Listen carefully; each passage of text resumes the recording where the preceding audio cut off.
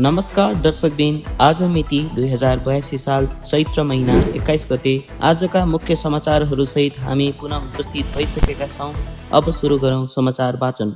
बालेन्द्र शाहको नेतृत्वमा नयाँ सरकार गठन भएको एक साताभित्रै गृह प्रशासनले इतिहासकै सबैभन्दा आक्रामक कारबाही अघि बढाएको छ। नवनियुक्त गृहमन्त्री सुदन गुरुङले कार्यभार सम्हालेको 7 दिनभित्रै पूर्व प्रधानमन्त्री, पूर्व मन्त्री र सांसद सहित 10 जना प्रभावशाली व्यक्तिहरूको पक्राउ गरेका छन्। गत चैत्र 13 गते गृहमन्त्रीको शपथ लिएका गुरुङले पदभार सम्हालेको 24 घण्टा नबित्दै ठूला राजनीतिक व्यक्तिहरूमाथि कारबाही अघि बढाएका हुन्।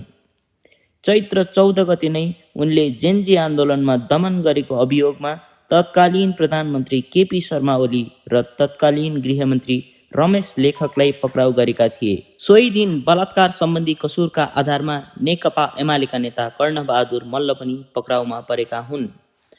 त्यसरी नै चैत्र 15 गते सम्पत्ति शुद्धिकरणको सम्बन्धी कसुरमा नेपाली काङ्ग्रेसका नेता तथा पूर्व मन्त्री दीपक खड्का पक्राउ परे। सोही दिन बाल श्रम शोषणको आरोपमा नेकपा एमालेकी नेत्री तथा लुम्बिनी प्रदेश सभा सांसद रेखा शर्मालाई पनि प्रहरीले नियन्त्रणमा लिएको थियो।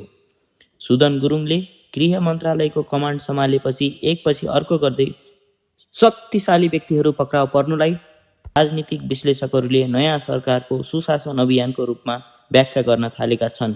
तथापि विपक्षी दलहरूले भने यसलाई राजनीतिक प्रतिशोधको संज्ञा दिँदै आएका हुन्। प्रधानमन्त्री बालेन्द्र शाहको निर्देशनमा पोखरा महानगरपालिकाले शनिबार बिहानैदेखि फेवाताल संरक्षण अभियान पोखरामा सुरु गरेको छ। सर्वोच्च अदालतले 7 वर्ष अघि गरेको फेवाताल संरक्षण सम्बन्धी फैसलाको कार्यान्वयन अन्ततः सुरु भएको छ।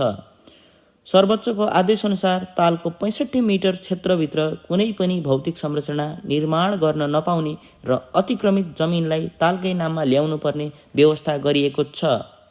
प्रधानमन्त्रीको निर्देशनअनुसार बिहान 4:30 बजेदेखि नै प्रहरी परिचालन गरेर गैर कानुनी संरचनाहरू भत्काउन थालिएको पोखराका मेयरले जानकारी दिएका छन्।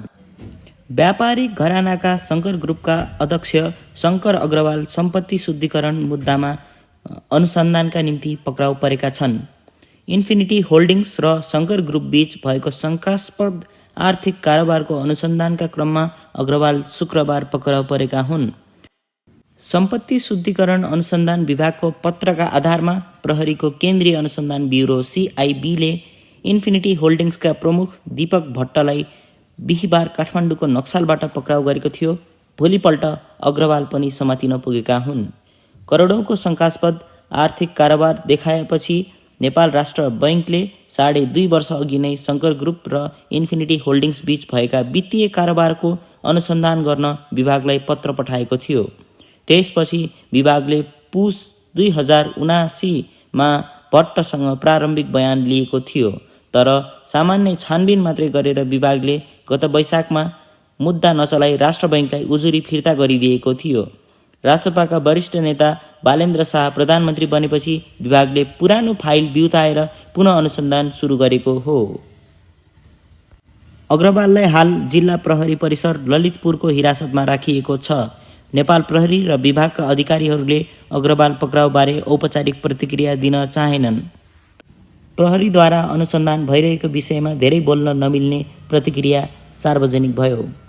नेपाली कलाकारिता क्षेत्रको चर्चित नाम सागर लम्साल उर्फ सक्किगोनी टेलिसिरियलमा बलेको रोल खेलेर चर्चित भएका लम्साल एक युवतीले बलात्कार आरोप लगाएपछि काठमाडौँको बुढानील कण्ठबाट पक्राउ परेका हुन्। अमेरिकामा बस्ने एक युवतीले फेसबुक मार्फत लम्सालले आफूलाई बलात्कार गरेको आरोप लगाएकी थिइन्। अमेरिका आएको बेला भएको भेटघाटका क्रममा उनले बलात्कार गरेको आरोप लगाएकी हुन्। उनले घटना सार्वजनिक गरेपछि सोधपुछका लागि लम्साललाई झिकाइएको प्रहरीले बताएको छ। ती पीडित युवतीसँग पनि समन्वय भइरहेको प्रहरीले जानकारी दिएको छ। पीडितको तर्फबाट जाहेरी भने अहिलेसम्म आइसकेको छैन। सरकारले विद्यार्थी सङ्गठन खारेज गर्ने तयारी गरेको भन्दै नेकपा एमाले कडा विरोध जनाएको छ। कार्यवाहक अध्यक्ष रामबहादुर थापा बादलको अध्यक्षतामा शुक्रबार बसेको बैठकले सरकारको निर्णयको विरोध गरेको छ। बैठकले वर्तमान सरकारको विद्यार्थी सङ्गठनहरू खारेज गर्ने र उनीहरूमाथि प्रतिबन्ध लगाउने निर्णयको कडा शब्दमा आलोचना गरेको छ र सरकारलाई अविलम्ब यस निर्णयबाट पछि हट्न समेत ध्यान आकर्षण गराएको छ। त्यस्तै सरकारी विज्ञापन सरकारी सञ्चार माध्यमलाई मात्र दिने सरकारको निर्णयप्रति पनि एमाले आपत्ति जनाएको छ।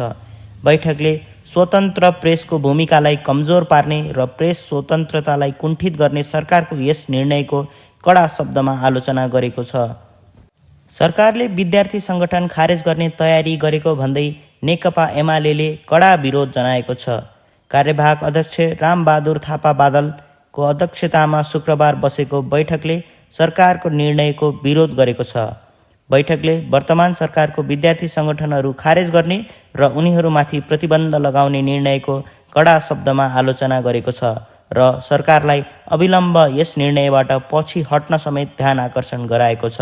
एमाले संसदीय दलका नेता रामबहादुर थापा बादलले प्रतिनिधि सभाको पहिलो बैठकमा गरेको सम्बोधन पार्टीको मूल्य मान्यता विपरीत रहेको ठहर गर्दै उक्त धारणा सच्याएको छ।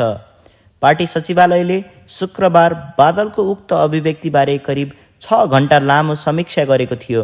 उक्त समीक्षापछि बैठकले एमालेको नेपाली सेना, नेपाल प्रहरी र कर्मचारी तथा अन्तर्राष्ट्रिय निकायसँग मित्रवत सम्बन्ध रहेको भन्दै धारणा स्पष्ट पारेको हो।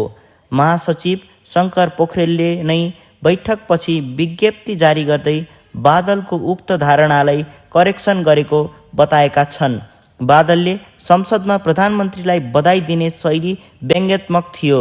त्यस्तै जनताले दिएको मतलाई पनि उनले षड्यन्त्रको कोणबाट प्रस्तुत गरेका थिए। बादलले भनेका ती सबै कुराहरू एमाले लोकतान्त्रिक प्रणालीका लागि अपनाएका मूलभूत एजेन्डाको प्रतिकूल रहेको बैठकले निष्कर्ष निकालेको छ। अन्तर्राष्ट्रिय द्वन्द्वका कारण इन्धनको खरिद मूल्य वृद्धि हुन जाँदा नेपाल आयल निगम आर्थिक सङ्कटमा फँसेको छ। मुलुकमा इन्धन बिक्री वितरणको एकमात्र आधिकारिकता प्राप्त निकाय नेपाल आयल निगम आर्थिक सङ्कटमा फँस्दै जाँदा प्रधानमन्त्री बालेन्द्र शाहको नेतृत्वमा गठित नयाँ सरकारले भने यसबारे अझै मुख खोलेको छैन। नयाँ मूल्य सूची अनुसार वर्ग 3 अन्तर्गत पर्ने काठमाडौँ, पोखरा र दिपायलमा यसअघि 187 रुपियाँमा कारोबार भइरहेको पेट्रोल भने अहिले प्रति लिटर 202 रुपियाँ पुगेको छ। सो मूल्य नेपालको इतिहासमा हालसम्मको उच्च मूल्य हो। उपभोक्तासँग प्रत्यक्ष जोडिने विषय भए पनि निगमको तालुक मन्त्रालय उद्योग वाणिज्य तथा आपूर्तिले अहिलेसम्म यसबारे आधिकारिक धारणा समेत सार्वजनिक गरेको छैन। हालका निम्ति यो मन्त्रालय स्वयं प्रधानमन्त्री बालेन्द्र शाह आफैले सम्हालिरहेका छन्। प्रहरीले गैराती चलाएको अपरेसनका क्रममा राजधानीका विभिन्न क्षेत्रमा गुण्डागर्दीमा संलग्न 18 जनालाई प्रहरीले पक्राउ गरेको छ। अपराध अनुसन्धान कार्यालय र प्रहरी परिसर काठमाडौँले विभिन्न क्षेत्रबाट 195 जनालाई नियन्त्रणमा लिई अनुसन्धान अघि बढाएको हो। अपराध अनुसन्धान कार्यालयले 13 जना र जिल्ला प्रहरी परिसरले 5 जनालाई नियन्त्रणमा लिएर अनुसन्धान अघि बढाएको छ। जिल्ला प्रहरी परिसर काठमाडौँका एसएसपी रमेश थापाले भने ठमेल विमानस्थल लगायतका क्षेत्रमा मान्छे तानातान गर्ने, पहिल्यैदेखि गुण्डागर्दीमा संलग्न बिचौलिया लगायतका 195लाई नियन्त्रणमा लिएका छौँ। पूर्व पश्चिम राजमार्ग अन्तर्गत काकडभिट्टा लौकाई सडक खण्डमा नेपालकै ठुलो एनिमल पास निर्माण भइरहेको छ। एसियाली विकास बैङ्कको सहुलियतपूर्ण ऋण सहयोगमा निर्माण भइरहेको झापा चाराली क्षेत्रमा हात्तीका लागि राजमार्गमा छुट्टै ओभरपास निर्माण थालिएको हो।